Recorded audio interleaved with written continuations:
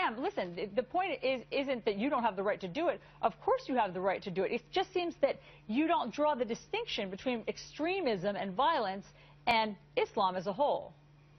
And you don't draw the distinction between civilized men and savages.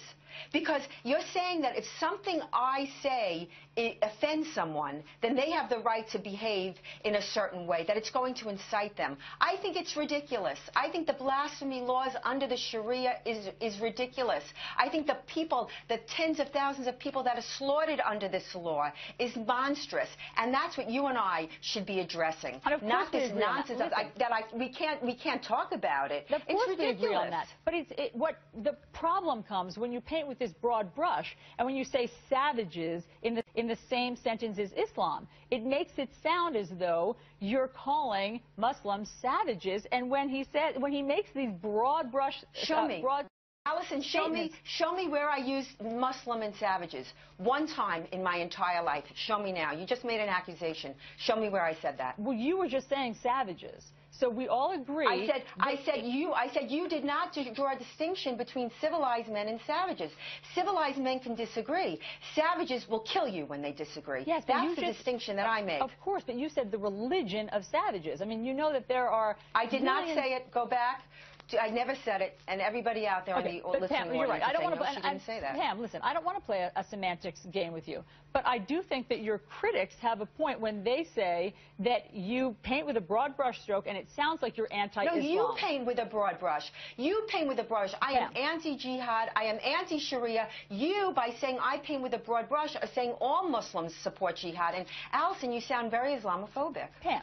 Of course, all Muslims don't support jihad. The point is that when your speakers say that Islam is foolish, it is ridiculous, how he says here how evil and wrong Islam is. I mean, when you just said that, of course, you know Muslim people. Do you think that they're evil and wrong? I mean, how can your keynote speaker I'm not concerned with Muslims. I'm not concerned with Muslims, especially peaceful Muslims. I am concerned with the 25% that support Sharia. I am concerned with the amputations and the female genital mutilation and the honor violence. I am concerned that the media whitewashes and scrubs this. I am concerned for the victims. And if I have to take this kind of abuse, to speak up for the victims, it seems like a small price to pay. Listen, of course everyone's concerned about the violence, but let's face it, your event wasn't just about the violence. It was about... My event was about freedom of speech, period. Freedom of speech is the First Amendment. It's the first and most protected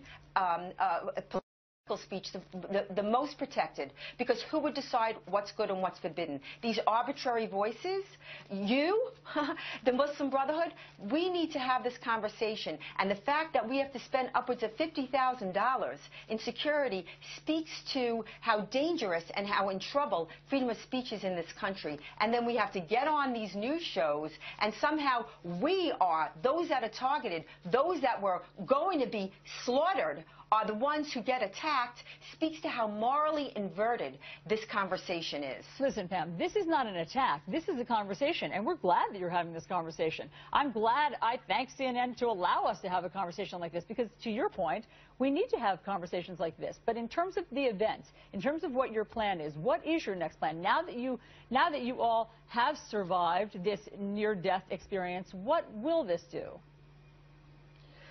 Well, it'll certainly wake up the American people to this violent assault on our most basic freedom. And people will begin to realize that this war is here.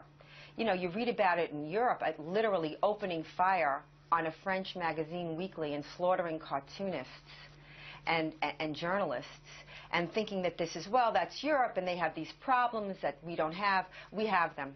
And people need to wake up, and we need to take a firm stand for freedom of speech, and we will not abridge our freedoms so as not to offend savages. And this is really, I think, the battle between freedom and slavery. It is that basic. Pam Geller, we do appreciate you coming on. We do appreciate this conversation. Thanks so much for